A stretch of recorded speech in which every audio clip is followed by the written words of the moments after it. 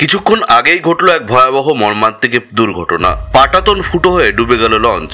ভয়াবহ এই দুর্ঘটনায় ব্যাপক ক্ষয়ক্ষতি, চলছে জোর কদমে উদ্ধার কাজ।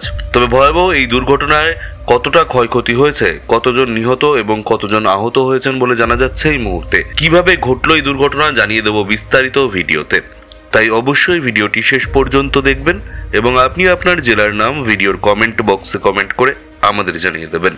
আপনার জেলার নতুন কোনো খবর বেরিয়ে এলে আমরা আপনাকে জানিয়ে দেব। একটা ছোট্ট অনুরোধ আপনার কাছে, ভিডিওটিতে একটি লাইক করবেন এবং আপনি এই চ্যানেলটিতে নতুন হলে চ্যানেলটিকে সাবস্ক্রাইব করে পাশের বেল বাটনটি বাজিয়ে দেবেন পরবর্তী খবরগুলো সবার আগে দেখার জন্য। হলদিয়ার কুকড়াহাটি ফেরিঘাটে লঞ্চের পাটাতন ফুটো হয়ে ডুবে গেল যাত্রীবাহী লঞ্চ। অল্পের জন্য বড়সড় দুর্ঘটনার হাত থেকে বাঁচল যাত্রীরা। জানা গিয়েছে গতকাল রাতে হলদিয়ার কুকড়াহাটি ফেরিঘাট থেকে যাত্রী নিয়ে দক্ষিণ 24 পরগনার ডায়মন্ড হারবারের দিকে যাচ্ছিল লঞ্চটি। আর সেই সময়ই কুকড়াহাটি ফেরিঘাটের কাছে টার্ন নিতেই লঞ্চের পাটাতন ফুটো হয়ে যায়, আর তাতেই ডুবে যায় যাত্রীবাহী লঞ্চ। তবে বড়সড় দুর্ঘটনা এড়ানো সম্ভব হয়েছে। স্থানীয় সূত্রের খবর, যাত্রীদের কোনো ক্ষয়ক্ষতি হয়নি, তবে লঞ্চটা নষ্ট হয়ে গিয়েছে। ঘটনাটি ঘটেছে বুধবার সন্ধ্যে 6টা নাগাদ।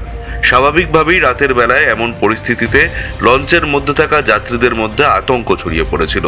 আসলে ফেরিঘাট থেকে ঢিল ছোড়া দূরত্বেই এই ঘটনা ঘটার কারণে সঙ্গে সঙ্গে ছুটে যায় ঘাট কর্তৃপক্ষ।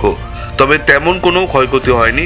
স্থানীয় সূত্রে জানা গেছে সেই সময় প্রায় 50 জনের মতো যাত্রী ছিল।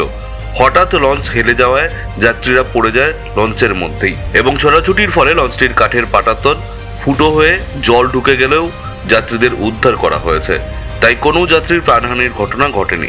এ বিষয়ে একজন কর্মকর্তা জানিয়েছেন, আমি শোনা মাত্রই এখানে ছুটে চলে এসেছি। এখনই আমি কিছু বলতে পারছি না, পরিস্থিতি খতিয়ে দেখছি। অবশ্যই নিরাপত্তা ব্যবস্থা বাড়িয়ে দেওয়া নিয়ে ভাবনা চিন্তা করছি।